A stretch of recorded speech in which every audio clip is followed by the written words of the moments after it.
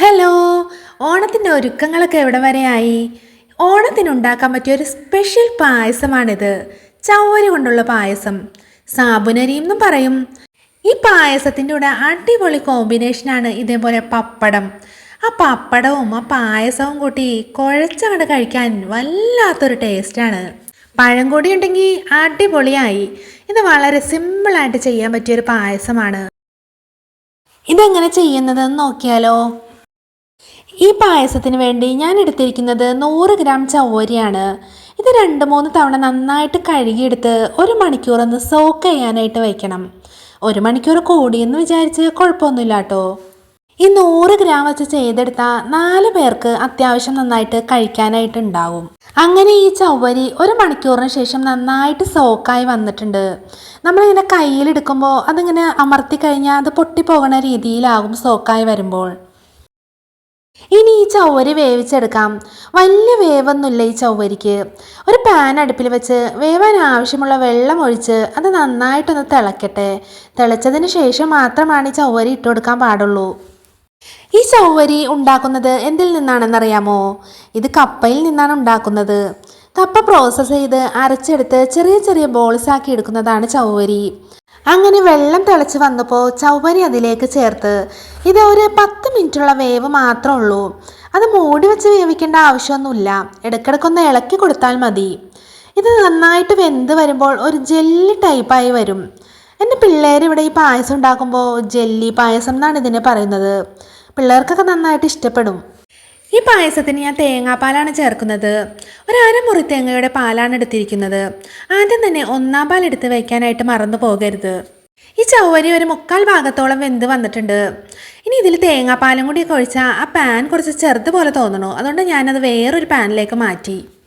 ഈ ചവ്വരി ഒരു 1/4 ഭാഗം വേവായി കഴിയുമ്പോൾ അതിലേക്ക് ശർക്കര ചേർക്കണം. ഞാൻ 1 കപ്പ് ശർക്കരയാണ് ഇതിലേക്ക് ചേർക്കുന്നത്.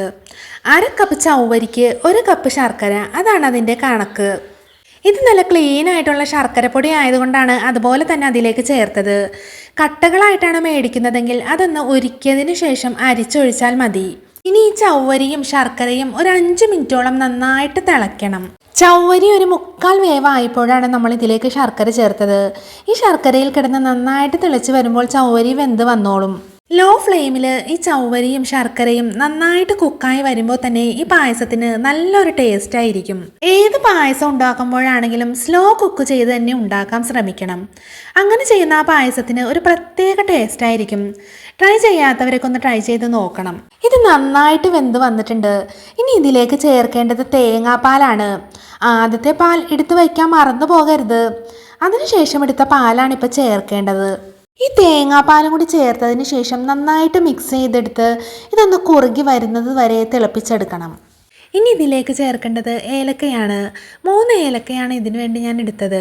ആ ഏലക്കയും കുറച്ച് പഞ്ചസാരയും കൂട്ടി ഒന്ന് പൊടിച്ചെടുത്താൽ നന്നായിട്ട് പൊടിഞ്ഞു കിട്ടും. ആ പൊടി 1 സ്പൂൺ ചേർക്കണം. അതിൻ്റെ കൂടെ 1/2 ടീസ്പൂൺ ഉപ്പ് കൂടി ചേർത്ത് നന്നായിട്ടൊന്ന് മിക്സ് ചെയ്തെടുക്കണം. ഈ ശർക്കര ചേർത്തുള്ള പായസങ്ങളിൽ ആ ശർക്കരയുടെ കുത്തൊന്ന് ഒഴിവാക്കാനായിട്ട് 1 സ്പൂൺ പഞ്ചസാര ചേർക്കുന്നത് നല്ലതായിരിക്കും. ഞാനിവിടെ വേറെ പഞ്ചസാര ചേർത്തില്ല. പഞ്ചസാരയും ഏലക്കയും ഒന്നിച്ച് പൊടിച്ചത് കൊണ്ട് ആ പൊടിയാണ് ചേർത്തത്. അങ്ങനെ പായസം നന്നായി കുറുകി വന്നിട്ടുണ്ട്. ഇതിലേക്ക് നമ്മൾ എടുത്തു വച്ചിരിക്കുന്ന 1-ാം പാൽ കൂടി ചേർത്ത് തീ ഓഫ് ചെയ്യാം. ഇത് ഒരുപാട് തിളയ്ക്കാൻ പാടില്ല.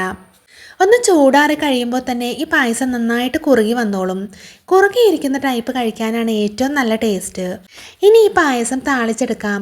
അതിനുവേണ്ടി 1.5 ടീസ്പൂൺ നെയ്യ് അതിലൊഴിച്ച് ചൂടായി കഴിയുമ്പോൾ അതിലേക്ക് കാഷ്യൂ നട്ട്സ് ചേർത്ത് നന്നായിട്ടൊന്ന് വറുത്തെടുക്കാം. ഇതിൻ്റെ കൂടെ തേങ്ങാക്കൊത്തോ മുന്തിരിയോ ഒക്കെ ചേർക്കാം. ഞാനിപ്പോൾ കാഷ്യൂ നട്ട്സ് മാത്രമാണ് ചേർത്തുള്ളൂ. ഈ നട്ട്സ് എല്ലാം നന്നായിട്ടൊന്ന് റോസ്റ്റ് ആയതിനു ശേഷം പായസത്തിലേക്ക് ചേർക്കാം. അങ്ങനെ പായസം റെഡിയായി. ഈ തവണ ഓണത്തിന് എല്ലാവരും ഈ പായസം ഒന്ന് ട്രൈ ചെയ്ത് നോക്കിയിട്ട് അഭിപ്രായങ്ങളൊക്കെ പറയണം.